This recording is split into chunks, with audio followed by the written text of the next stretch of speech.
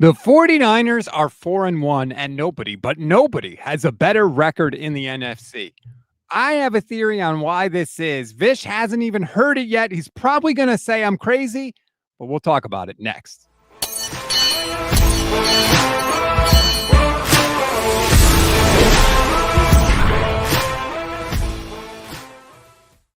What is good, everybody? Welcome to another Gold Standard podcast, part of the Pro Football Insiders. I'm Rob Stats Guerrera. He is Vish Kumaran. Vish, you're back. We missed you last week. Yeah, I was out running a marathon, Rob. I ran the Boulder Marathon. Unfortunately, I got injured. Mile 17, pulled my quad, had to walk to finish, could not run. To give you an idea, I was on pace too for a great time. It sucks. Yeah. I You pulled really the are 49ers. 49ers. Yep. Yeah, Exactly. that's right. That's right. Well, we have a lot to cover on today's show. I think Kyle Shanahan is evolving before our eyes. Just after rewatching the game last night and what we've seen this year, I want to run that theory past you, Vish. I think that we are about to get to the start of the trade talks, and I've got something I want to run by you on a target potentially for the 49ers. And I'm going to sell Mike McDaniel on coming back to the 49ers because I think he's going to have the opportunity to change jobs very, very soon here. So we can get into all of that on the show, Bish. But You're first, selling for Mike McDaniel to come back? I'm selling Mike Or you're McDaniel. selling on Mike McDaniel? No, I'm going to assume that Mike McDaniel is going to be fired by the Miami Dolphins in the near future. And I'm going to sell him on the idea of why he should return to San Francisco as a consultant in 2025. Oh, okay. I'm anti bringing Mike McDaniel back in general. So, okay, let's talk about that. Well, we'll get into that, but I want to get into my Great. Shanahan thing first. I watched the game, obviously. I rewatched the game. I watched the JT O'Sullivan film breakdown of Mac Jones' start, which I highly recommend. JT does awesome work. Ooh, I need to check that out. It was very good. Not now. No, definitely. This is our time. That's right.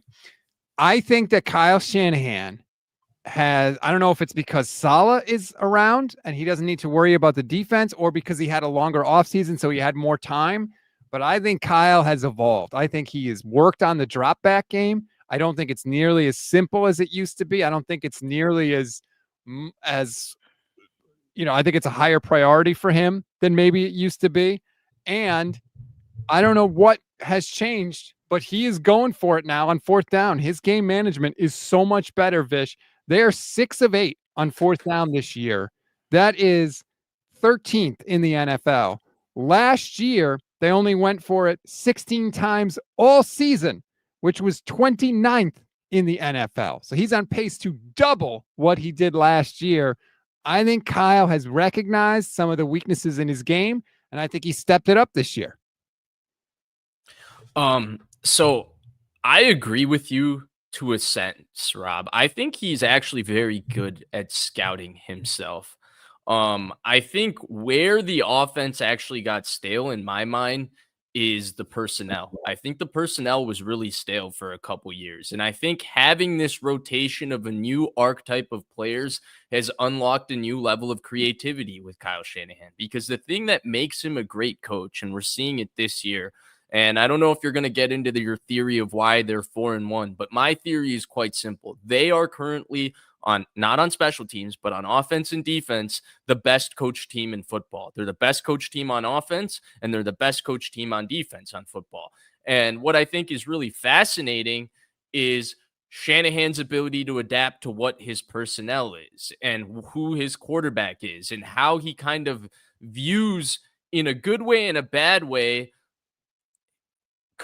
players as components and interchangeable parts in his offense. And so he looks at Mac Jones and he's like, oh, I've got this archetype of quarterback who processes information quickly, gets the ball out of his hands quickly, but doesn't like people around him and doesn't like getting pressured. So now I'm going to throw the ball 40 times with him in the shotgun and just have him get the ball out of his hands. And he can do that all day, and I'll keep him confident. With Brock Purdy, I have this amazing processor who's pretty athletic with this frantic play style and balls of steel. And so their offense has a little more movement. There's a lot more side to side movement in terms of motion, in terms of things Brock Purdy can handle at the line of scrimmage. And then there's a lot more play action with, mid-level passing concepts, because he'll stand in there and let that thing go.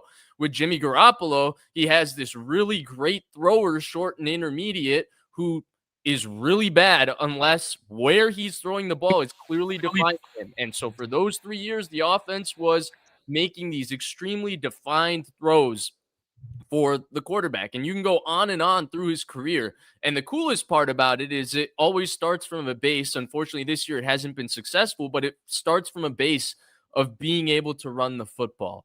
And so to me, the real take with Shanahan is, one, the quarterback change, I think, has brought something different about him, because while Mac Jones and Brock Purdy are similar, their skill sets and strengths and weaknesses in the way they succeed in the NFL are slightly different. Like, this is Mac Jones's way of succeeding in the NFL. Get the ball out of your hands, have things easy and quick to process, which he can do. And he's extremely accurate, we can see. He doesn't like people around him. He doesn't handle pressure well, but when things allow him to get the ball out of his hands, he's very good at doing that, and that's what he's been doing.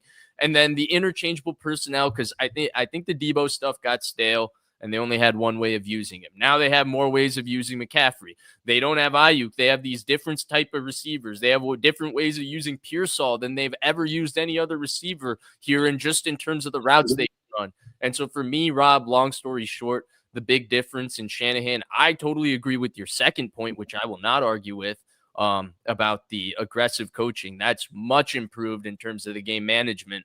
But for me, the offensive changes, he adapts really, really well every year. I think he knows his strengths and weaknesses. It's always about who his personnel is. And now he's got some fresh blood in here with different skill sets, and we're seeing a different level of creativity from him. It is interesting. I hadn't thought of how much of the personnel maybe has shaped things, and the fact that they were forced to just bring in different people this year because of all the injuries. I will be fascinated if we ever get to see Brandon Ayuk and Ricky Pearsall on the field at the same time. But I just think that Kyle, he's never going to publicly say, right? He's never going to get it behind a microphone and say, I did a lot of studying this offseason. I watched a lot of film and I realized I was doing this poorly, or I could be doing this better, or I should have been doing this. He will never say that publicly, and he doesn't have to say it publicly. I don't care if he ever gets up in front of a microphone and says, yeah, I'm going for it on fourth down more. Don't care, as long as he keeps going for it, because it is awesome to see. And it has helped this team so much, especially with the lack of personnel that they have had. Even in the game on Thursday, they don't get off to that 14-0 lead unless he goes for it twice on fourth down on their second drive. And that matters, Vish, because it enabled Mac Jones to stay with a game script tilted in his favor. They never trailed in the game. It enabled him to be more comfortable, I think, throughout the entire thing. Even when the Rams started coming back, I know they tied it up, but he never trailed in that game. And I think that was a huge, huge difference in the game. I would extend that past Mac Jones and say to the entire football team, this is a really young football team. The Rams are kind of seasoned veterans now. Their iteration of young has kind of been through all of this growth. This was, for a lot of these guys, their first time playing a Thursday night game, let alone the fact that that Thursday night game is against the quote-unquote big bad bully of the division, the team that just won the division at their place. Now, to be fair, the 49ers kind of own that place in terms of crowd noise, so it does help out a little bit there.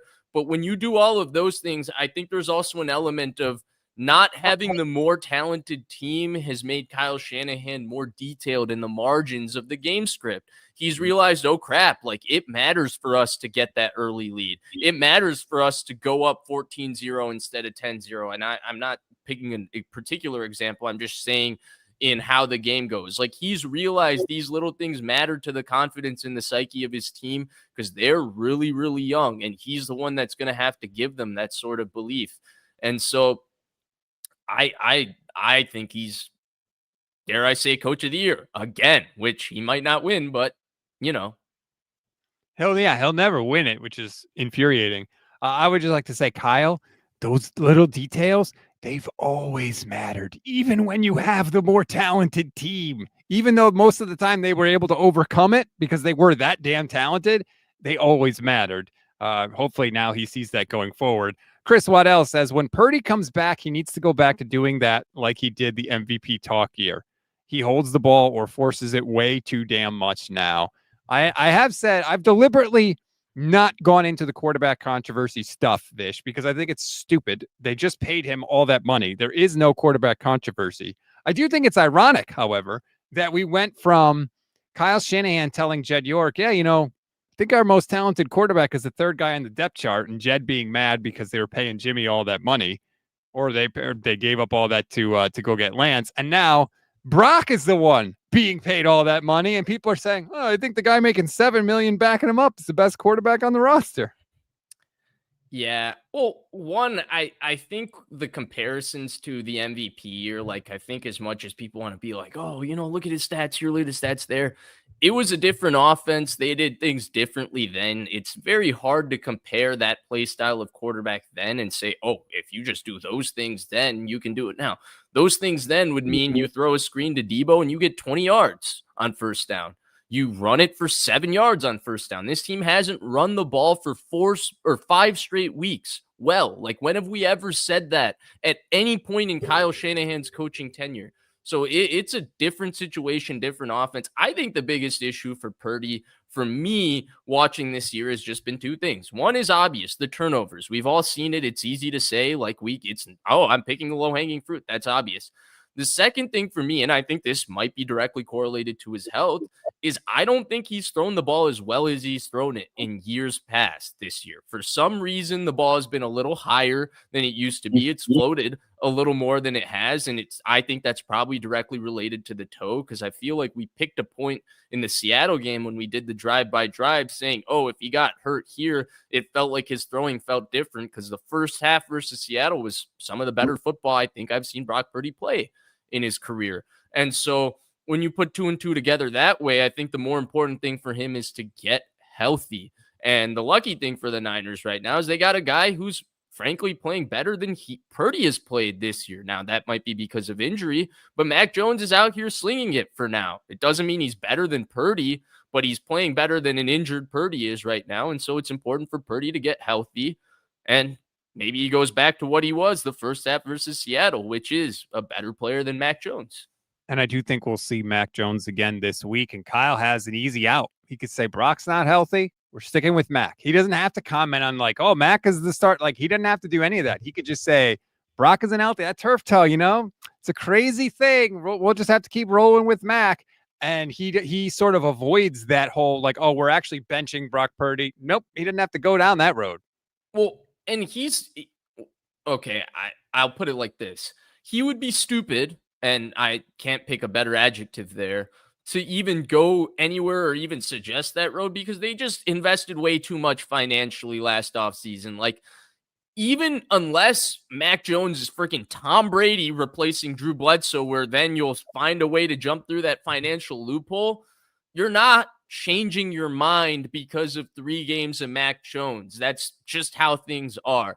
And so they're actually in the optimum spot for Purdy's backup to play like this, in Purdy's case, because they're so financially tied to Purdy, they can't replace him unless, again, Jones replace him the entire year and goes and wins the Super Bowl Tom Brady style, which right. Come on, Purdy's not going to be gone the whole year. And so he's kind of in an optimum spot to say, yeah, I'm the franchise quarterback. Let me get healthy. The backup is playing really, really good. You're doing really well with the backup. And when he's healthy, he's shown he's better than the backup. But when he's not healthy, so far this year, the backup has played better than him. I'll get to this super chat in a second. Jason 49er77, thank you. Here's the thing. Brock is the quarterback. He's better than Mac Jones. But what is also true is that Mac Jones is rehabilitating and revitalizing his career. Both of those things can be true and can be happening at the same time. I know that, doesn't stir up a lot of controversy or get a lot of views and stuff. But to me, I think the answer is pretty obvious. And look, we're all excited about the fact that the team has continued to win with Mac Jones. But do you think he's revitalizing his career? He's on track to. Absolutely. No, I see. This is where I think we got to stop this. He's the same player he's always been. I think the only way he's revitalized his career is he sounds more mature on the mic. And some of the answers he gave this week, last week, were much better than anything he's done in his career. But besides that, he's the same quarterback he's always been. This is all circumstantial. This comes down to fans' inability to understand what goes on for quarterbacks and not taking into account their circumstance, right? You take a guy like Daniel Jones. Is Daniel Jones really that much better than he was in Indianapolis, or is he not surrounded by the garbage that he was surrounded by with the Giants? It's the same thing with Mac Jones. When Mac Jones has been put in situations where things are quick and he can get the ball out of his hands and he's protected well, he played well his rookie year, he played well portions in New England. There were stretches in Jacksonville last year even. He played well when football is like this for Mac Jones. But guess what? He is not revitalizing his career because there's no other coach in the NFL that can make the game for Mac Jones like this every moment of every game. And that's why he's a fringe starter, fringe backup, no matter what happens this year.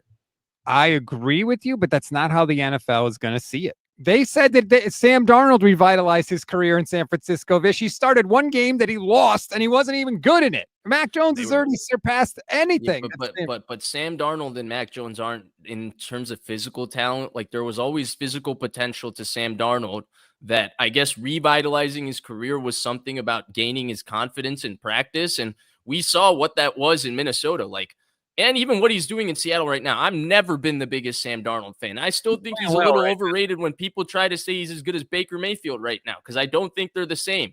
But he makes throws Mac Jones is never making. Like the throw he threw to Jackson Smith this Sunday for the touchdown, like that's an Aaron Rodgers throw, okay? Mac Jones is never making throws. Like Mac Jones is the same player Mac Jones has always been. Mac Jones was never as bad as anyone wanted to be when circumstances didn't play to what his skill set is. And Mac Jones is never as good as people want to make him out to be, because unfortunately in the modern NFL, you have to be more than just this to succeed. And he needs only this situation. Otherwise, it's very difficult for him to succeed because he's not great off schedule. He's not great if he has to hold on to the ball and be creative. And those are two requirements for quarterbacks in the modern NFL. I agree that I don't think Mac Jones is suddenly a different player now, but I think in NFL circles, he will be seen that way. But I just want to point out, the Niners did not score a touchdown in the second half of the game on Thursday. The longest drive they had in the entire second half was 57 yards. And in overtime on the game-winning drive, or what would be the game-winning drive, remember, they only had to go 37 yards because the Rams botched the kickoff. So the Niners started at the 40-yard line. Again, I'm not trying to downplay what is done. But that's a hard thing to say for the whole offense, right? It's a short week. He didn't know he was starting until the Tuesday. I'm just saying, they're playing with replacements across the board. That's not a Mac Jones thing. That's for the whole offense. Hold on. They played with the same replacements in the first half, and they put up way more points and moved the ball way more. So because this isn't a Mac Jones thing, right? We've established it's the coach first. It's always the coach first. I know, but I'm just saying, like, we need to keep what Mac is doing. Of course, we're all thrilled he's winning. Of course, and he gutted it out, and he was tough as hell. I'm not taking any of that away. I'm just pointing out the fact, for the people that are saying quarterback controversy and Mac Jones should be the starter, I'm just trying to put it all into perspective. And then pointing out what they did in the second half of that game is part of it, because we get caught up in it. We're all happy that they're winning. And it's like, well, now that we're past that and we can look at this game a little more objectively, it's okay to say, hey, in the second half, you know what? They really weren't that great. They were good enough to win, but they weren't that great. Well, that's the wrong conversation to bring up, because where we should really be going is, no, we shouldn't go to Brock Purdy, Mac Jones. We should be going to, everybody who poo-pooed the idea. And look, I wanted Justin Fields before that draft. I wanted Justin Fields, didn't want Trey Lance, and would have been okay with Mac Jones. That was my take before the draft. Ultimately, I ended up being happy with whoever they drafted, right? That's how you are as a fan. That's how it always turns out. But that's really the take. You got to go back there and say Shanahan had a vision, because this is how Mac Jones would have looked if they drafted him in 2021. This is how he would have looked in 2022. He has a way to game plan and call plays for a quarterback like this. It wouldn't have made Mac Jones a top 10 quarterback because he was playing like this as a rookie. It wouldn't have made him a top 10 quarterback because he was playing like this as a second-year player. It just means that he would have been a fit for what's going on here. And that, to me, is the real take. When people said, it was egregious for Shanahan to view Mac Jones that way, like that, to me, is the bigger thing you can go to, because he had an idea for, cheap Mac Jones works like this. But Mac Jones versus Purdy, I can't do that conversation when you just paid Purdy what you paid him. It doesn't even financially make sense for us to even go to a place of comparing the two, or even saying, hey, there's a quarterback controversy, because realistically, the 49ers can't unload Brock Purdy tomorrow.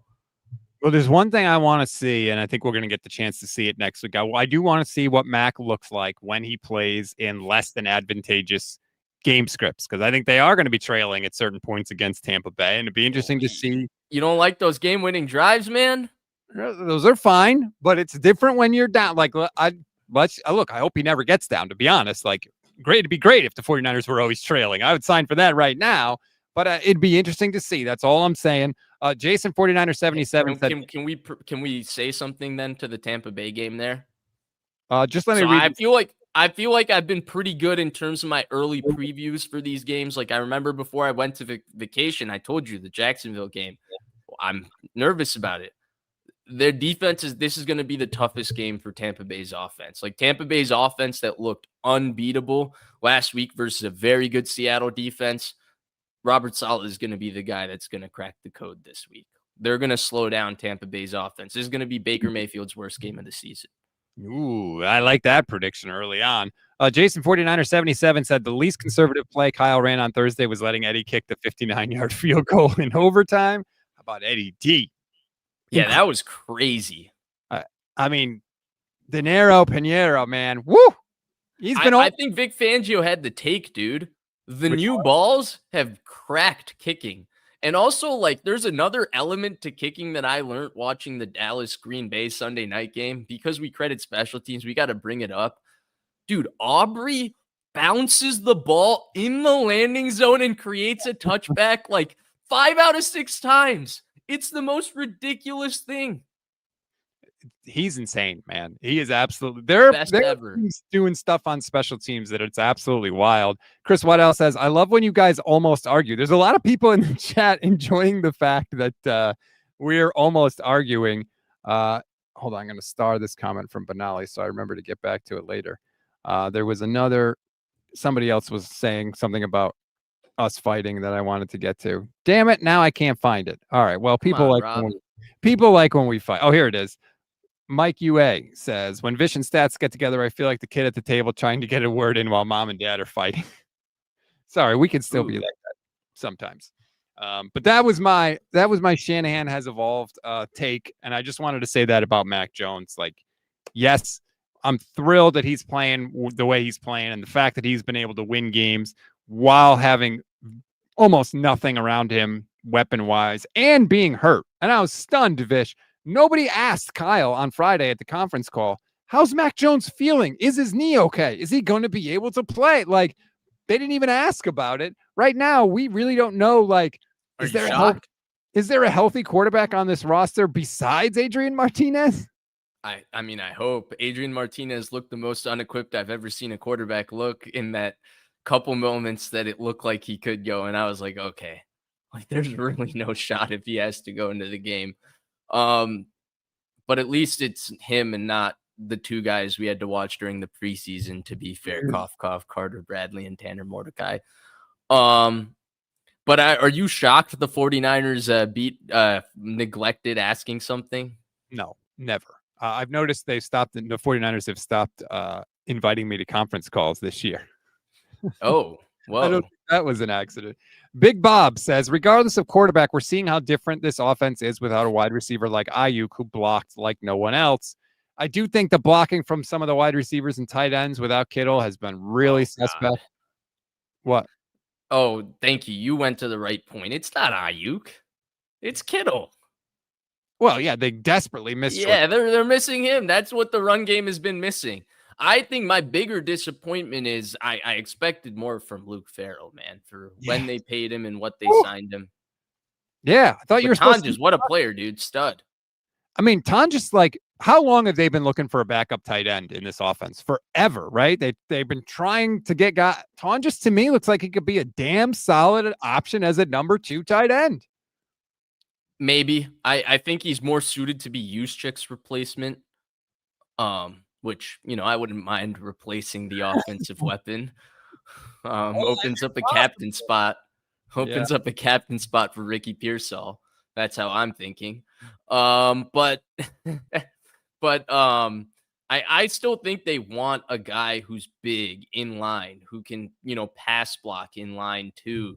And I think that was supposed to be Luke Farrell, and I'm not going to tell you he's been bad, but I expected a little bit more for paying him when they paid him. And what they paid him. Let's be Yeah, honest. Like, that's every free agent, They're he's just not. bad at signing free agents on day one, man. I just don't like guys that do half the job. Like, he's not a receiving threat at all as a tight end. He's paid to block. So if that's your thing, then you better Dude, be. he had a great catch though. I think was it the Seattle game, taking a hit on a Brock Purdy off schedule, I want to say. Yeah, he did. It was a 4th down catch, I think, too. Congrats Yeah. on doing your job, Luke Farrell. Imagine that. Sorry, that just doesn't. Yeah, great. 1 catch. Awesome. Way to go. Now block. Now do the thing you're supposed to do, right? If you're a steakhouse, when I show up, you better have a damn good steak, okay? I don't care about your cocktail sauce. All right, sorry, St. Elmo's. Do the thing you're supposed to do. And to me, Luke Farrell has not. At least to the point where, like, I mean, they sold it as he's such a fantastic blocker that he's going to enable George Kittle to block less, to go out on pass routes, right? That's what they told us. That's not what we got, okay? The picture on Amazon is not matching the thing that came to my house in the box. I mean, to be fair, they asked him to be the supporting piece to the George Kittle carrying the show, but now they're asking a little more of him.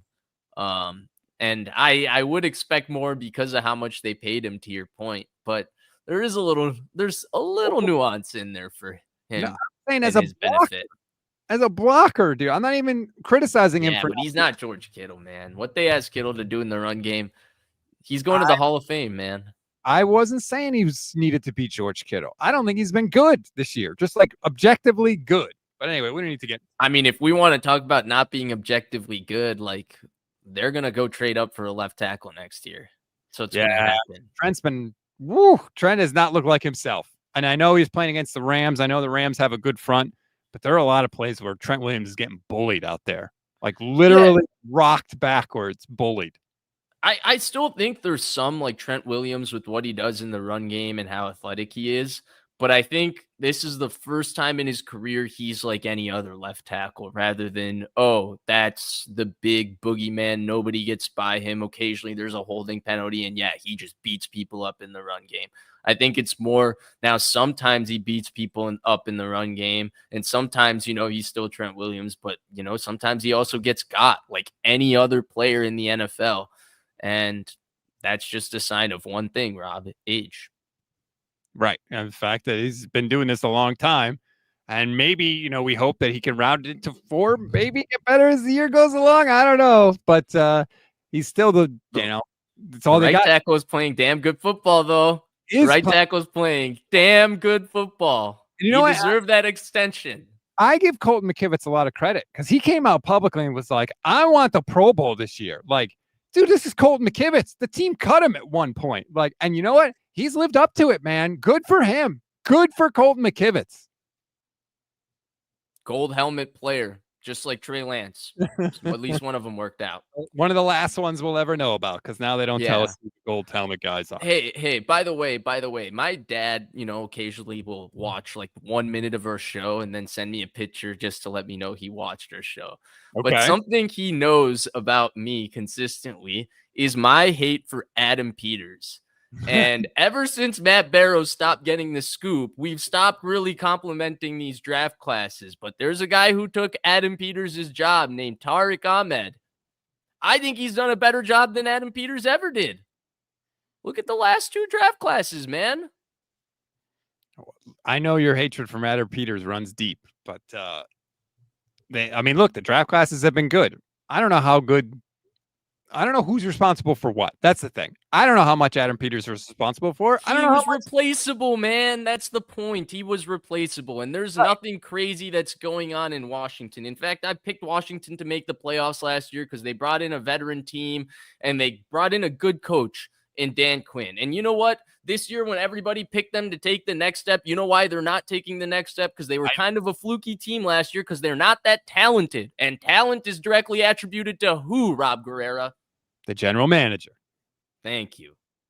I agree. I picked Washington. I did not think they were going to be good. I picked them to take a big step back this year as well. They're an old team. They're not a veteran team. They're an old team. We'll Yeah, see now they are. Well, how it, Bobby Wagner will still get a second team All Pro. Oh God, did someone say Nick Zakelj is a gold helmet guy? Man, that's brutal. even At Duckett's. least he finally got cut. Did he? Oh man, why? No, Why? he's Yeah. yeah. Oh, he was brought back. Yeah, he's on the roster, I believe. Oh, okay. First of all, sorry. I don't mean to wish on anybody's losing their job, but if there was, I'm not going to pretend and tell you, Rob, like I know everything that's going on, but if I was watching football and like I was watching the game, I could never see how he kept making the roster. Like every preseason, I promise, I know offensive line play is a lot of nuance. I'm not going to sit here and tell you I know what's going on, but if he was good, then I'm pretty concerned with my level of common sense because I felt like common sense would say he really struggled. Yeah, he was. I mean, he's well known for being Brock Purdy's roommate, and that's all we know about him as a football It's a player. good role, man. It's a good gig. Niners are a good example on how to succeed in corporate America, man. If you're not one of the guys, you be friends with one of the guys. Benali P says the first half is scripted, and the second half is all about adjustments. That's why Mac looked much better in the first half than the second half. I think there's some truth to that, although don't forget Kyle also scripts the first, I think, 15 plays coming out of halftime as well.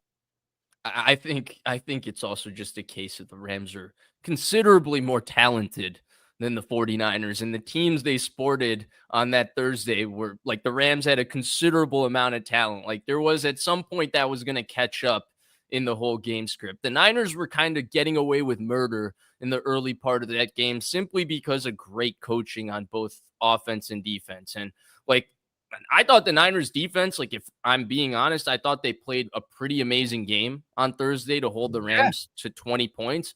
And guess what? They got lit up by Matthew Stafford because that's just the talent discrepancy that was going on. So for me, it was more about that than anything. And I thought, look, dude, Robert Saleh is the best assistant coach in all of football. He is kicking butt. The Niners simply get stops. They create opportunities for themselves, not because of how talented they are, especially not now because they don't have that one freaking Nick Bosa. It's because of two things: scheme and Fred Warner. I mean, Fred is insane. Saleh is good at maximizing their best guy, like Warner, for example. And I think he was maximizing Bosa and really Michael too. He was really moving Michael around and putting him in a position to contribute as much as he could as a rookie to the defense. But you mentioned Stafford. I mean, my God. First of all, he throws for 389. That throw in overtime, when he drops back to pass, he knows Tutu Atwell is going to be open, but he needs to buy time. So he just spins. And as soon as he turns around, he just launches like on a rope. On a rope. Like, oh my God. He is so good. But the fact that he could throw for 389 and he could throw for 3 touchdowns, no picks, and it would take the Rams 5 quarters to put up 23 points, like, is a testament to Saleh. You're like, guys they're moving the ball, but in crunch, and Alfred Collins, in situational moments, and this is something that you said to me earlier today when we talked on the phone. Talk about the situational moments and how Saleh has stepped it up, and really that is sort of the genius of him this year with this group. Well, if you look at the 49ers defense, right? Like when the game script is kind of even and the game is flowing, where like, for example, and this is the way I've always understood things, right? But like in an NFL organization, like coaches will get cut ups. Like, what does a team run on 3rd and long? What does a team run on 3rd and short? And they kind of have it down to a science where if they're in this formation and it's 3rd and short, I'm pretty much expecting one of two things. That's why the Patriots, for example, versus the Seahawks in the Super Bowl, when they saw the Seahawks went goal line, they knew they had one pass play that they call when they go goal line, and they had 5 defensive linemen where they felt confident for their run plays when they go goal line. So teams usually kind of have an understanding of what's coming based on situation. The Niners are the best coach team on defense in terms of that. That's why they don't allow points in the first quarter. Why? They have a very good understanding of what they're going to get in the game script, and they're ready for it. That's why they're really good at short yardage plays. Like, for example, that fourth down that they saw earlier in the game, and Diamador Lenore said after the game, we knew what was coming because they knew 4th and 1 when McVay's got to have it. He goes to that run play a lot. And he went to it once earlier in the game, and it came back to bite him in the butt. And it's such a stupid play call when you have Matthew Stafford playing like that.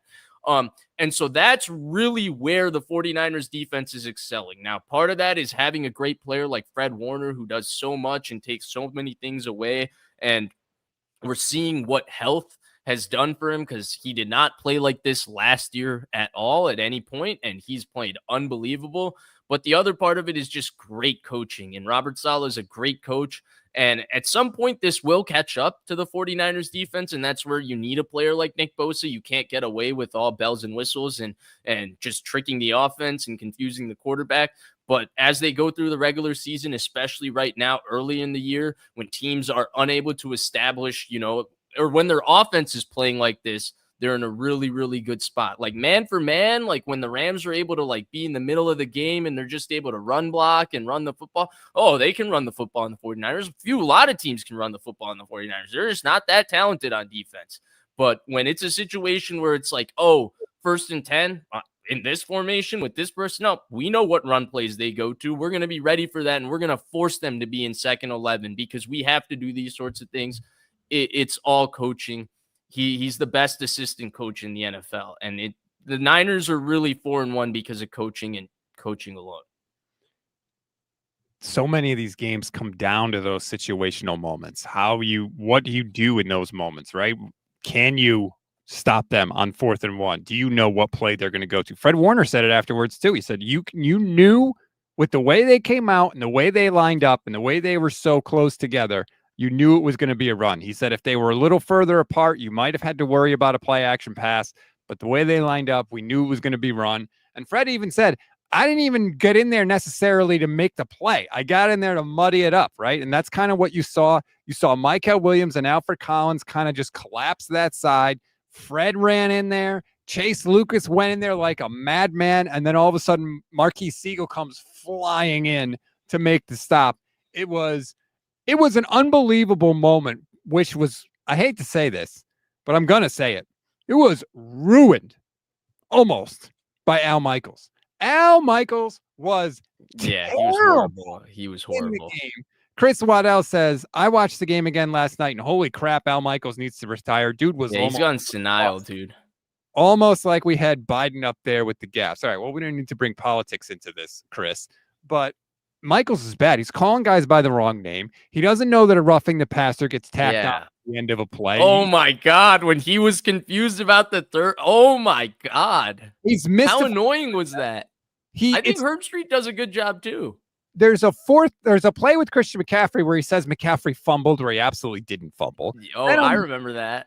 On the 4th down play, he says, oh, there's a fumble. Well, the question is when the ball came out. First of all, there was no fumble, Al. Second of all, even if there was, it doesn't matter because it's 4th down. Like, he butchered it. He butchered that moment in that. That's a massive moment. That's a massive game. That's one of the craziest games of the year. You had he wasn't even excited.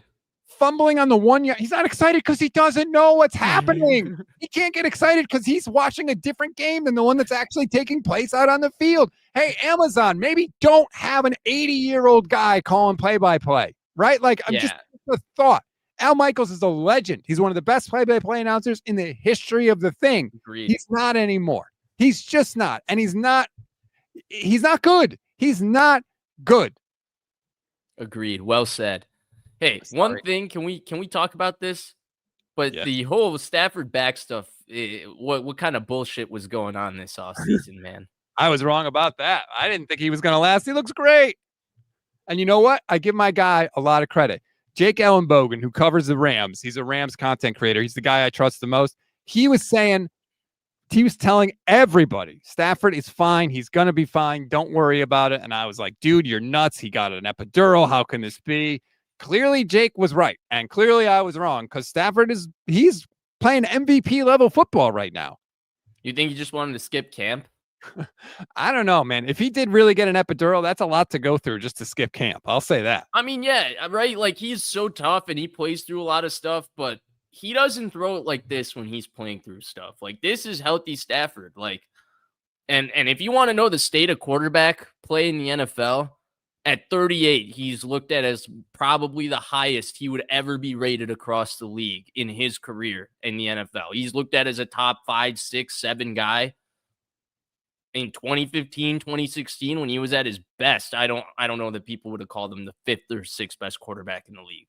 He terrifies me. Like in a one drive, I've always said this about Stafford. In a one drive situation, he's terrifying to me. That's why I was so happy that Sean McVay didn't let him have the ball on fourth out. Like they were not going to stop him. They couldn't get pressure on him. He was lighting them up, man. And to say to Matt Stafford, just watch the game go by as you stand there. Like you're telling me he didn't want the ball in his hands in that spot. I'm stunned. That was crazy. And there's two places where even though McVay has the better record and he's been more successful season by season, for me as just like being a Niners and Kyle Shanahan fan, I get kind of annoyed by the McVay Shanahan conversation. And there's two things. And the first one is, to me, McVay always coaches like he has something to prove when he plays Shanahan. Like he has something to prove that he's smarter than Shanahan.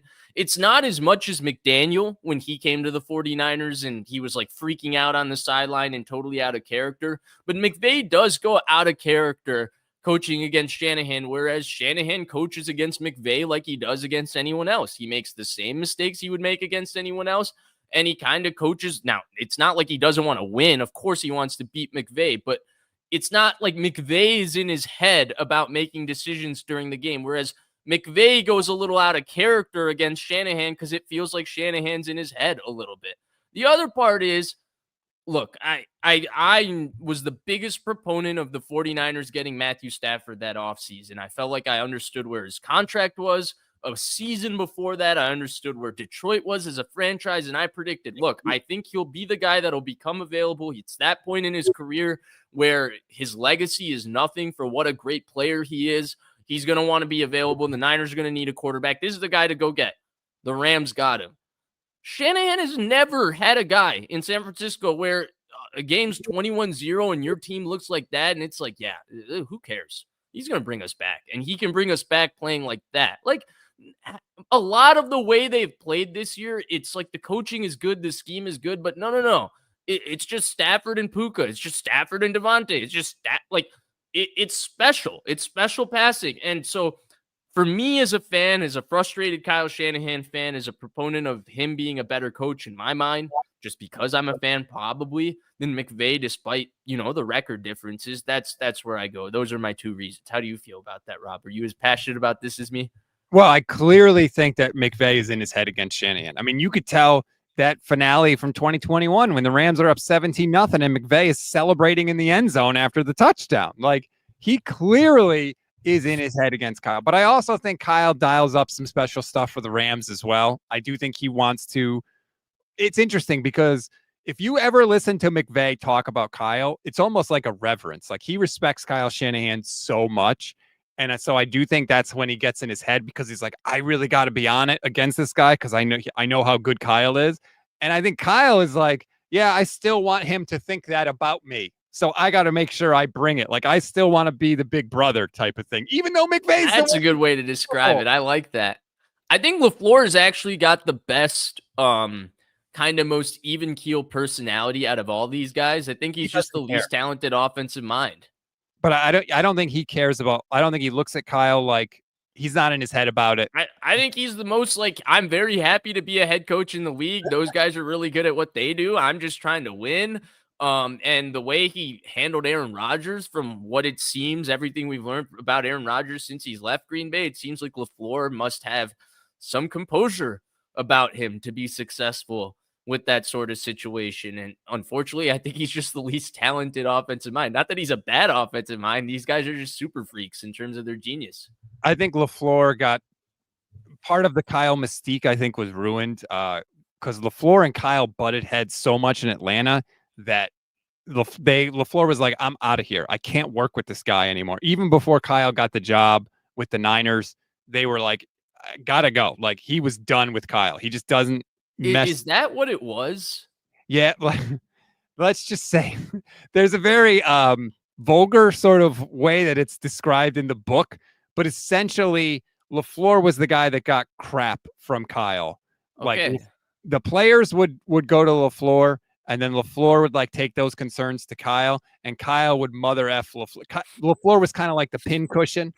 And so like after a while, he's like, dude, I can't do this So anymore. LaFleur is just the people guy. He's got a great maturity about him. He communicates well. He's able to communicate with Kyle, communicate with the players, that sort of thing.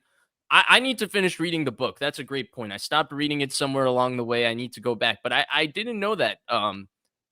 Yeah, I thought it was just more about better opportunity with McVay for visibility. No, he was done. Like it was hard to work with Kyle. Like I mean, he that worked with him longer than anyone, right? Yeah. Bazzyman says Kyle has beaten Sean. It's funny because his brother took the job to work with Kyle. Because it is a good opportunity. Like you could still learn a lot. So, you got to weigh all those things. Bazzyman says Kyle has beaten Sean with multiple different quarterbacks. McVay has only barely beaten Kyle with Stafford and Goff. How dare you forget the Carson Wentz game? That the Rams beat Come on. What are we doing here? Batman 29. And Goff turns out like the biggest Goff hater here. I mean, he's pretty good. What's the Niners record without Saleh and without Mac? Well, without Saleh, yeah, without Saleh, it's like last year. They're probably 1-4. Like maybe, but like that's if we replace Saleh with Sorensen, right? If you replace him with D'Amico Ryans, do they have some of those wins? Maybe. I don't know. Maybe they do, but I feel like when people say that, it's like we always make the replacement the worst possible player. But they also had Steve Wilks, and I think even with Steve Wilks, this would be 2-3. How's the Wilks defense looking, by the way? Not so good. Without Baker Mayfield, man. Without Mac Jones, what's the 49ers record? Again, if you're giving me Brandon Allen, they're probably don't win any of those games. If you're giving me, a different quarterback, if you're giving me Jimmy Garoppolo, maybe they win some of those games. I don't know, so it's hard to say, but I see where your point is. Mac's better than Jimmy, dude. Mac's better than Jimmy ever was. Clearly, Saleh and Mac have been massively important. There's no doubt about it. Like anyone that says that, I think, is just not watching the reality of the season and how it's played out. But you brought up Mike McDaniel, so let me make do you think, just before you go there, do you think Mac's better than Jimmy? I don't care. I don't who cares? I don't. You do. You just don't want to go there. I just whatever. I'm tired of judging every 49ers quarterback. Are they better than Jimmy Garoppolo? The guy's irrelevant in the history of the 49ers. I don't want to. Well, then we'll go to, are they better than Tim Rattay? Oh, my God. My Tim Rattay. Maybe I need to watch some Tim Rattay film. Look, for me, it's quite simple. Mac Jones, much better decision maker than Jimmy Garoppolo. Mac Jones doesn't put the ball in harm's way like Jimmy Garoppolo. And Mac Jones is as accurate as Garoppolo was, if not more. Accuracy is the best thing Mac Jones got going on. Now, Garoppolo was a little tougher standing in the pocket. I still think Mac Jones gets a little freaked out with phantom pressure, but I'll take Mac Jones' skill set much more. I agree with Antonio's comment completely. Ban Jimmy's name from the show at this point. Hey, did you see all the players were going and hugging him after Thursday? How relieved do you think he was that Stafford's back turned out okay? That's exactly the relationship I want the 49ers to have with Jimmy Garoppolo. Seeing him after the game, saying, great to see you again, Jimmy. Thanks for letting us kick your team's ass. See you later. That is as far as it needs to go. Becca 49ers Giants Shark says, you already know, here to watch my favorite. Great win on Thursday. Let's keep it up. Sign Hendrickson. I think you mean trade for Hendrickson, but I get the point. We'll get to that in a little bit, Becca, but I do want to talk about the Mike McDaniel pitch, because I think it's pretty obvious Mike McDaniel is going to get fired before the end of the year. The Dolphins stink. Their only win this year came against the Jets. They just blew a 17-7 lead against Carolina, and they play on Thursday Night Football in 4 more weeks. That could be the time when the Dolphins make a coaching change. They'll have the mini bye to make the change. I think it's going to happen. Now, here's what I would say if I was Kyle Shanahan to Mike McDaniel. If he did, in fact, want him to come back, and who knows if he does. I have no idea. I'm assuming there'd be some interest because they were together for so long. But let's just say that they had a conversation. I would say to McDaniel, look, your reputation right now is as low as it's been in the NFL, right? It's in the toilet. Come back to San Francisco. We got a good thing going here. Our ground game has been struggling. You're known as the running game guy, right? The creative run game guy. We're also getting George Kittle back. You could join at the perfect time where the run game all of a sudden looks way better and you'll get all the credit for it. We can rehabilitate your reputation. You can get an offensive coordinator job next year if we finish out this year strong. Plus, who knows? Maybe we make a run. Maybe we go to the playoffs and do some crazy things. That'd be great for anybody's resume. Come back to San Francisco. You know it's only going to be for a year, so you just have to tolerate working with me again. Because I do think that McDaniel did not enjoy that, especially, in the years right before he left. That would be my pitch to Mike McDaniel. You can come here. Our run game's going to get better, and you'll look better for it. Okay. So the first reason why I don't think they should bring him back is I think that he's one of those people that being in charge for the first time made him enjoy the sound of his own voice. And I don't think that like he had a lot of opportunities in his career to get publicity and the amount of publicity he got. And I think it's tough being in Miami, coaching in Miami, players, too many distractions, coaches, distractions. I mean, Adam Gase changed when he went to Miami, like Mike McDaniel, like look at what he looked like when he started coaching in Miami. And now look at how he dresses and goes to games and walks around and all of those sorts of things. Like there's a different bling to him. I'm not hating, like good for you, Mike McDaniel. But I think with that comes an element of, I don't think he's going to want to come back and take that sort of subservient role. And I don't think it would suit him in terms of where his personality likely is and would be after getting fired. The second thing is, and this is where I don't think it's good for his career in general to come back to the 49ers. I think the best thing for Mike McDaniel is to sit out a cycle if he gets fired early and wait and pair himself with Robert Saleh when he gets a head coaching job this offseason and be the offensive coordinator with the defensive head coach. The thing with Mike McDaniel, people forget, is he was an offensive coordinator, I think, for 2 years, I want to say, with the 49ers, but he never called plays. He never called plays in his career. Even Matt LaFleur went to Tennessee for 1 year and called the plays before he went to Green Bay with like the 17th ranked offense in the NFL. And that's where Mike McDaniel called plays in Miami as the head coach, like an offensive coordinator who was calling plays for the first time.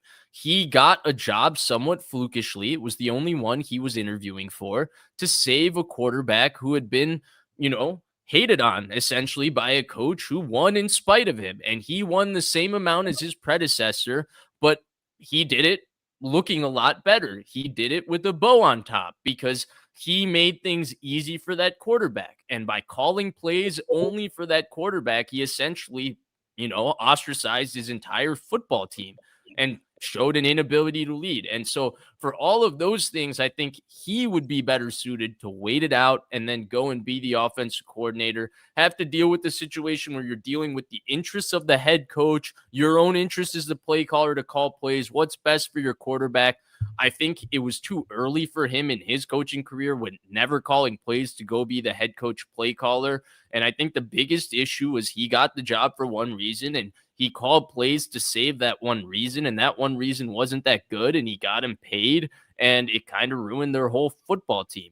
And so to me, like for those two reasons, I don't want to see Mike McDaniel back as part of the 49ers. And I honestly, I feel like Mike McDaniel has been a part of some pretty gross conflicts in Miami in terms of the respect he received from players in some ways. And I don't think that coming back to the intensity of the 49ers would be good for him right now with the way he's been handling the media and the way he was, treated, honestly, by his players because they don't respect him very much, frankly.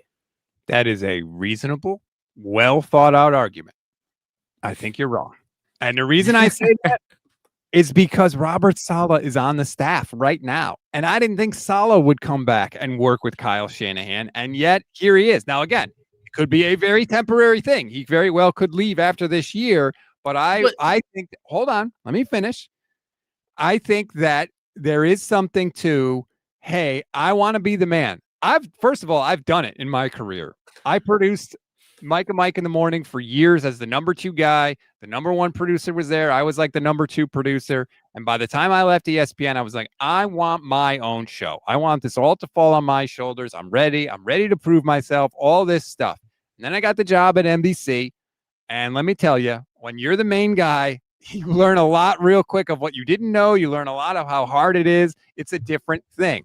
And I do think that there is a part of him that would love to be able to go back and not have all that pressure and weight on him and just be able to be in a dark room coming up with game plans and get back to like the core like thing that you love the most. And in addition, while doing that, get to rehab your reputation, which clearly is down in the dumps. So I think for that reason, he may welcome a temporary reunion. The thing with Saleh that's different is Saleh is like the head coach of the defense. Like they let Saleh draft who he wants. They let Saleh bring in whoever he wanted in terms of staff. I'm pretty sure Saleh is paid like very, very handsomely amongst defensive coordinators in the NFL. So there were a lot of like, oh, we're going to bring the red carpet for you, Robert, if you don't get a head coaching job. I don't think they're doing that for Mike McDaniel. The coaches on this staff that they put the red carpet for on the offensive staff, other than Kyle Shanahan, or Bobby Turner and Chris Forrester, the 2 old guys that coached with his dad. Those are the 2 guys that never go anywhere. Shanahan has insane amount of respect. All the young guys that work under him, that hustle, that want the next job, those guys get cycled in and out. And he worked with McDaniel the longest, but McDaniel also outgrew that role. Where McDaniel really should have gone is to Atlanta with Raheem Morris and been the offensive coordinator for 2 years and then maybe gotten a head coaching job, because he needed that for his career. He never called the plays at any point. But he didn't do that. He became a head coach, and now I think he should probably go do what he never did, which is go be an offensive coordinator somewhere without Kyle Shanahan, run your show as the offensive coordinator, and be able to have the power where you're not listening to anyone else, because you would have that. That's what Robert Saleh has. That's what you wouldn't have with the 49ers, but also don't have to make the head coaching decisions and don't have to be in front of the team and tell them how we're going to win games while secretly only finding 15 different ways to throw a 2-yard pass because your quarterback can only do that. You know what? That is a good point. They did. Saleh is kind of the king on his side of the ball, and they're paying him like it, and they did roll out the red carpet for him. So that definitely contributes to why he is back, and they wouldn't be able to do the same thing for Mike McDaniel. So that is good. Tyler Silvis says, Hampod addressed that relationship and alluded to the fact that Kyle was the only one to hire him after his addiction issues in Houston. Yeah, I do agree that, I mean, McDaniel has said that he owes his career to Kyle Shanahan. He said that on the Playmakers podcast. There's always a respect there, but that's different than, are you willing to work with this person again? And, maybe he's not. I'm just saying that would be my pitch to him if I was Kyle. And I think they could use him. I don't think you can ever have too many good coaches. Coaching is the most important thing in the NFL, and you can never have enough. And there's no salary cap when it comes to coaches too. So you can make your staff as big as you want it. So I would say pick them up. True, but this is a really good management thing for any organization. Like, take it with me, right? I work as a software engineer.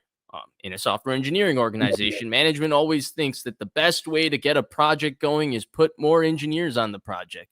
But sometimes it's about how the engineers are working together. And sometimes you have a good flow between you and your coaches. Now, there was a point where they needed Mike McDaniel when they lost him, right? He was the Excel guy. They struggled without him doing the Excel stuff, and it messed with their system. But now they have a good thing going. They're doing just fine without Mike McDaniel. And I think that's where it might throw things off if you put where he is mentally right now into this room. The 49ers have a lot of positivity. Mike McDaniel is a bag full of negativity right now.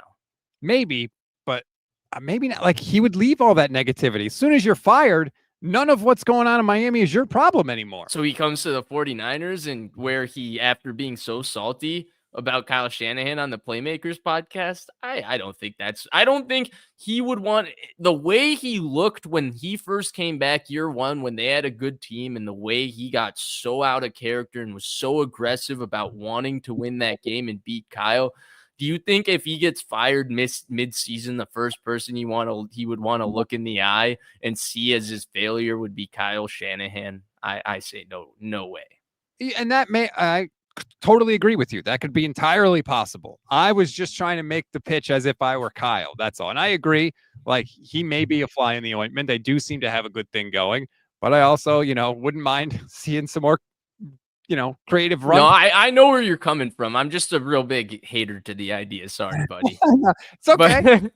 But but I will say, like, is there any chance Saleh doesn't get a head coaching job next year? Like, I was shocked he didn't get one this year. I thought he deserved another shot. I didn't think he did that bad with the Jets. They fell apart without him. There's definitely a chance he doesn't get a head coaching job. You think so? Yeah. That would suck for him. That would suck for him, man. I think he's going to be super picky this time because he knows it's probably his last shot. So he's not going to take a job where they don't have a quarterback, like or an ownership. You know what you didn't know the first time, right? It's like the second time you buy a house or a car or you change jobs. You know what you didn't know the first time. So, and I think he's not going to settle for a job that's not a really good situation for him, because also he's in a really good situation in San Francisco too. So, you look around, it's like, would he want the Miami job with Tua? I don't know. Would he want now? The one thing what about the Baltimore one? Not Baltimore. I think Cincinnati. I think it's much more likely that Cincinnati fires Zach Taylor, and then Joe Burrow is sitting there. The problem is Joe Burrow has another. He's not. The problem is he's not Cincinnati's MO, because Mike Brown is not going to hire the hottest candidate in a cycle, because that hottest candidate in a cycle means you got to pay him, and there's no, as you said, no salary cap for coaches. There's a reason they went Zach Taylor. Like that. There's other parts to it. So I think Baltimore's the one to keep your eye on. Would be fascinating. It'd be a defensive guy, but you have Lamar Jackson. Certainly any coach would welcome the chance to work with Lamar Jackson. The Ravens defense is ass right now. They could certainly use Robert Saleh. Definitely one to keep an eye on if Baltimore decided to fire John Harbaugh. I don't know that they're going to do that. But where else are you going?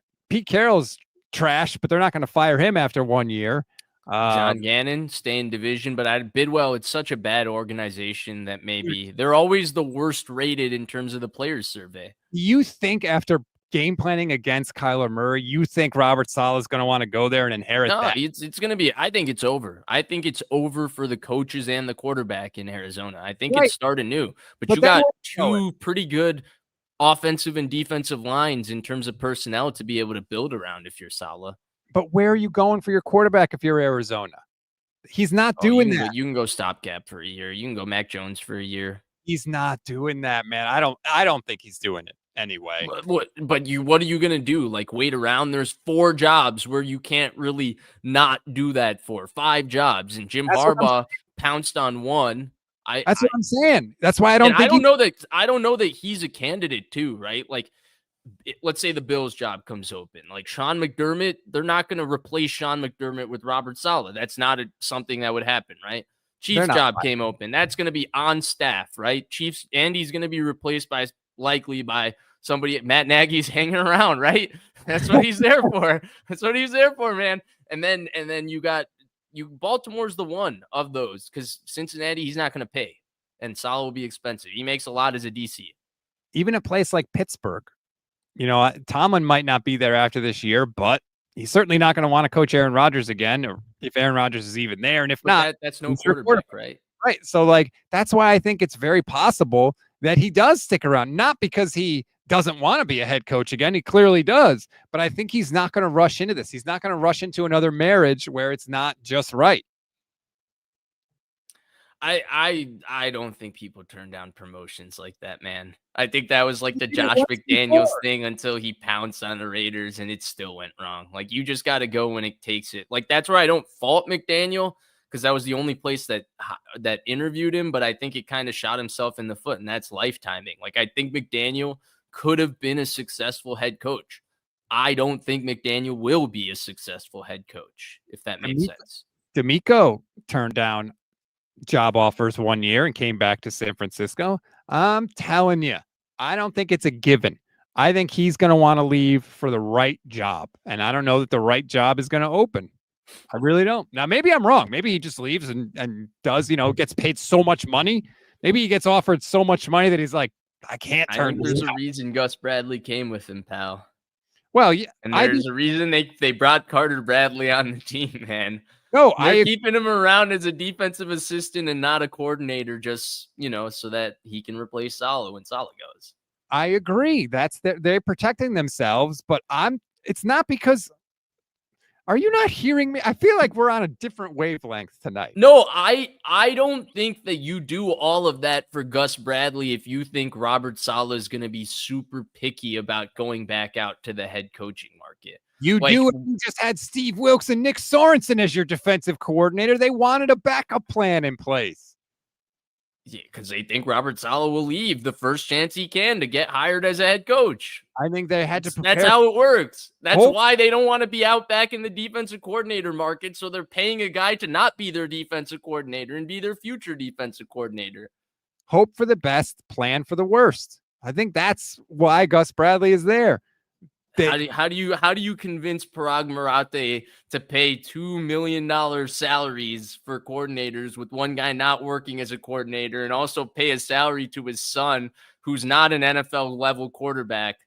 I don't think you could pull that off if you're Shanahan and Lynch after they cut all the finances.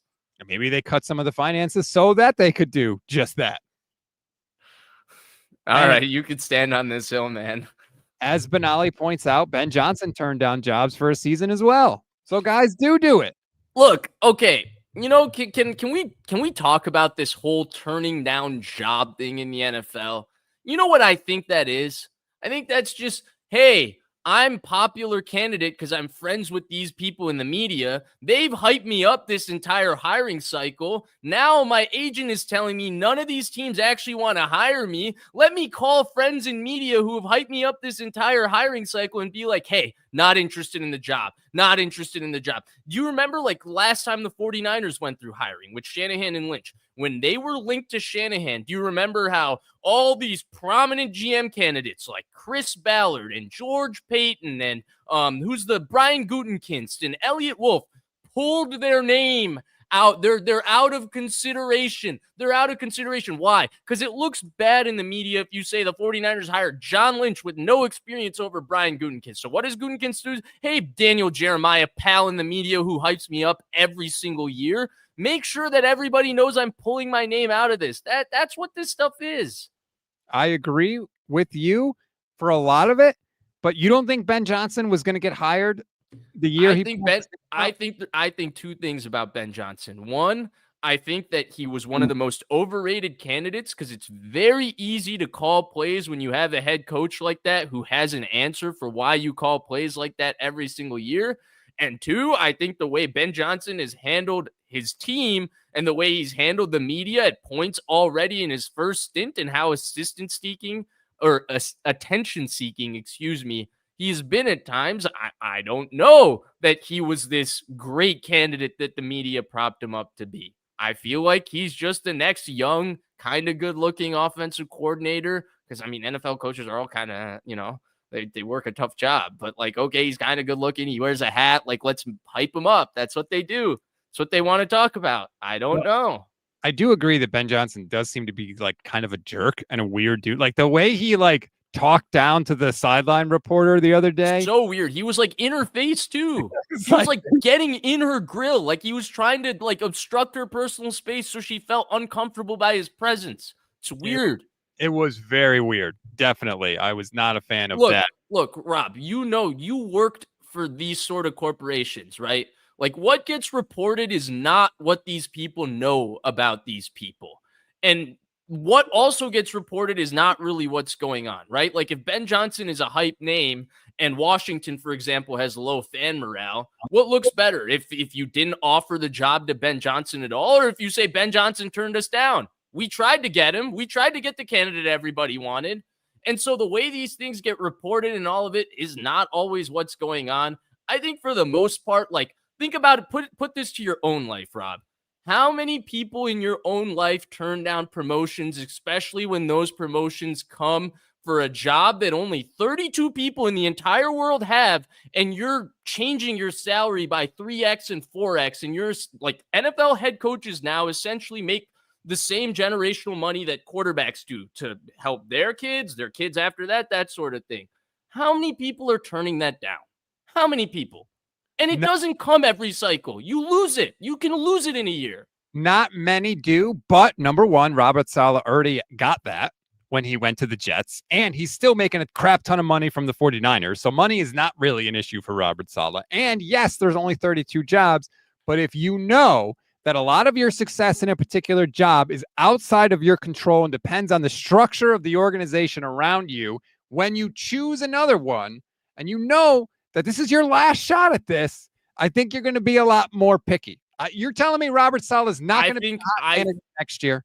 I think you have to have the self-belief to be a good head coach that I can coach any team. I can turn around any situation. And I think that's the ridiculousness that they all believe. I think he still believes he got fired too early because they were 2-2 when he got fired. If you actually remember, the Jets were playing kind of their best football. It looked like they were turning the corner, and then they fired him out of nowhere, and things went wrong with Jeff Ulbrich. I think if you put Saleh on a lie detector right now, he would be like, oh, they like, Chris Johnson is an idiot. Woody Johnson, he's an idiot. If they didn't fire me, we might have made the playoffs with Aaron Rodgers, because Rodgers played kind of well to end the year by Rodgers standards, because, you know, he's been kind of this year, which is, you know, it's kind of disappointing. He's really old, man.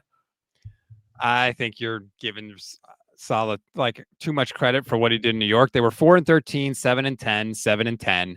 And I think he knows that I can't coach any situation because he just experienced it in New York. Even if he thinks he didn't deserve to get fired, he probably thinks that because a lot of the stuff that happened to him was outside of his control. There's only 32 of these jobs, man, and you're not hot every year. You're only hot once or twice. You're telling me he wouldn't be a hot candidate a year from now when the Niners defense got Micah Williams in year 2 and Nick Bosa back and Alfred, all these guys in year 2. But Rob, you've watched football year after year. You can't do those sort of projections. It changes so quickly. Like, you can say that, right? But that's also like, you're telling me that you thought in 2012 that Aldon Smith would have the best season he ever had and never be anywhere near that good ever again. Like, none of us know these sorts of things because these are lives and careers, right? Shanahan says, you don't know if they're going to be alive tomorrow. That's the thing about these head coaching jobs. Like, how many candidates have you seen that were head coaching candidates and then out of the league? John DeFilippo, you remember that guy? There were a lot of guys that are head coaching candidates that go out of the league, but that's because they're not good coaches. You think Robert Saleh is not a good coach? No, but I also think that at the end of the day, football comes down to the players. And if you have bad players, or if you have a situation where things go wrong in terms of your players, you can lose your hotness as a coach. Okay, let's not go with that sentence. You can use your you know. Yeah, I know what you're saying. You can lose your sort of mojo, your whatever, you know, I don't have a good word. We lost it, man. We had a good flow. I see what you're saying. All right. You know what? Before we go, by the way, I can't believe it's taken me an hour and 12 minutes, but I want to give a shout out to Sleeper. Thanks so much to Sleeper for hopping on the show this year and partnering up with us. We so appreciate it. If you haven't used Sleeper yet, now is the perfect time because new users will get a $20 free entry, no deposit required. This is a new offer from Sleeper. We're so excited about it. So please, if you haven't done so, sign up. It is the perfect time. And you can win up to 1,000 times your money. All you got to do is pick on stats like touchdowns, receiving yards, passing yards. They got 1 billion stats on the app. You pick higher or lower for players in a given week, and you could win big. It's that simple. And by the way, I'm going to keep repeating it until it's not true. We have hit on 75% of our picks this year. We are crushing it this year with Sleeper. Sign up now, and you can too. And if you use our promo code, GSP, you'll get up to you'll get up to $100 match on your first deposit. So use our promo code GSP. Terms and conditions apply. See Sleeper's terms of use for details. Currently operational in over 25 states. Check out Sleeper today. Woo! Way to go. Hour and 13 minutes, Vish. That was your best readout yet.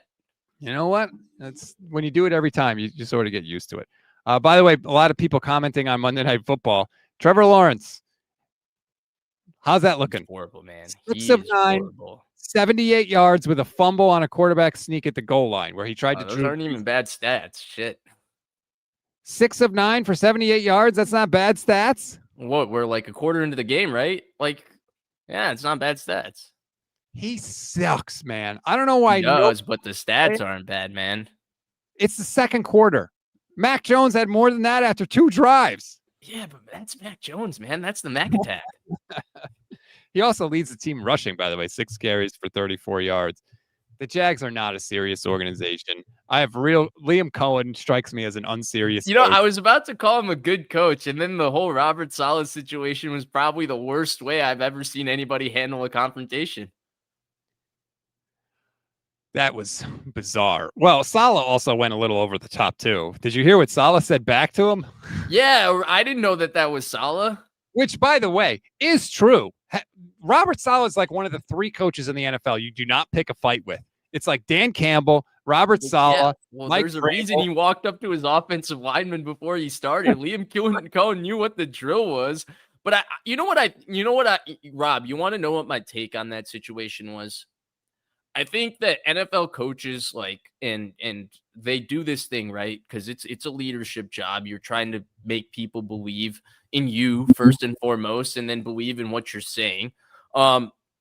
They read all these leadership books and all these things. I think Liam Cohen felt like, based on the way his team reacted to those comments, he needed to confront Robert Saleh. But I think Liam Cohen also looks at himself in the mirror every morning, and he also looked at Robert Saleh on the sideline, and he was like, I don't know that I can confront him.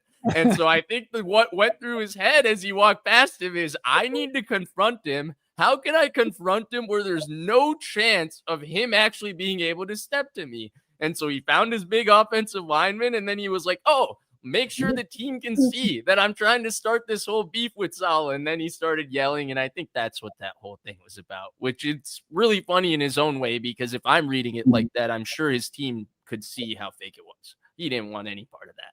I think it was Robert Saleh was a finalist for this job, and I got the job, and the guy that's a finalist is saying that I'm stealing signals, and he didn't like that. And I get that, to be honest with you, even though I think that's why Saleh said it too, by the way. Well, I really do think that Saleh tried to make it like, oh, it's legal, but also he knew how those comments were going to play. Like, he was the coach in New York. He's a big boy. He's been around the NFL for a long time. He knew what he was doing. If you remember, the same thing happened. They played Minnesota in their first divisional playoff game after Minnesota beat New Orleans in 19, and Stefanski got the Minnesota job. Or Stefanski was the Minnesota offensive coordinator, and he got the Browns job over Robert Saleh. And Robert Saleh wanted to give him something on defense and show that he was a better coach. And I think he wanted to show the same thing, but Liam Cohen had a little something for him too. They were well schemed on offense, especially given how bad their quarterback played in that game. Those guys in Minnesota, they're good at stealing side. I mean, yeah, you didn't even attribute it to McVay. O'Connell was the one who caught it. He knew what he was doing. And yeah, he should have said those guys in LA. I get it from both sides. Like, I get why Saleh said it because he's salty, and I get why Cohen didn't like it. Now, that didn't mean that Cohen had to go full Jim Schwartz, Jim Harbaugh on him, or at least tried to. Although, no, that was real confrontation, man. Well, Schwartz would have attacked Jim Harbaugh. That's the difference. Like, I don't think Liam Cohen was ever going to actually do anything to Robert Saleh. But anyway, I like the way he handled that though, Liam. Like, you do? Hey, Robert, don't you ever talk about me. Keep my name out of your mouth.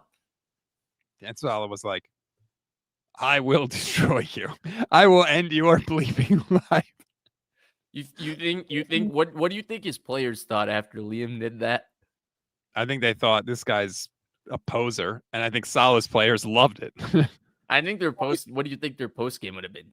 Right, exactly. Like, that is same energy, complete same energy. Like, I know what I'm supposed to do in this situation, so I'll do what I think I'm supposed to do, but it's not coming off as authentic at all. I think Saleh got more of a boost out of it than Cohen did. But you know what I mean? I think this is a great example of the job suited to be an NFL head coach is different. Like Liam Cohen is clearly a smart coordinator. Everywhere he's gone, offensive football has improved. And he clearly knows how to call offense when you look at the way he even time play calls and sequence them together versus the 49ers. But being a head coach is also about another thing like belief. And it's not in Liam Cohen's character to go stand up for his team when they felt wrong, because he was terrified of going and confronting Robert Saleh. And he was in two minds, like, oh, I got to make a statement for my team and all of that. And so it's just a good lesson for us that good coordinators aren't always suited to be a head coach, because that's a different job. Dude, he can't even get his team lined up. He can't even get the plays in on time. They were a disaster in that game. Trevor Lawrence, man. Anything that he says, I will. Trevor Lawrence, man.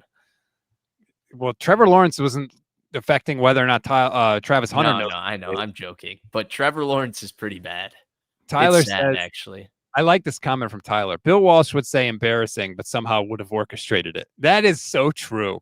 Like, Bill Walsh did all sorts of... Bill Walsh somehow grabbed Steve Young while he was a member of the Buccaneers and held a private secret workout with him. The most blatant tampering in the history of the planet. But he did it.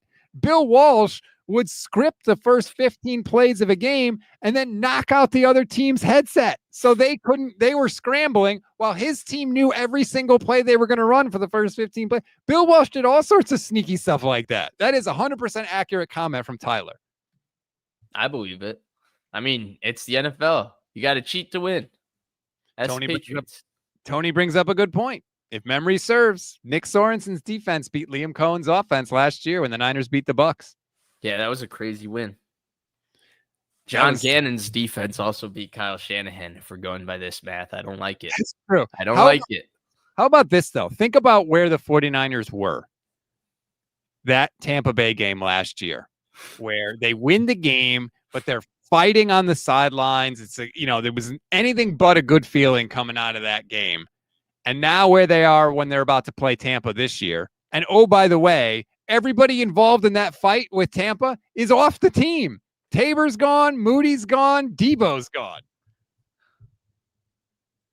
Yeah, I mean, I'm quite happy about 2 out of 3. I mean, you heard my take on that situation even then. Debo, like, I think it was time for Debo. Nobody would disagree with that, but I like Debo.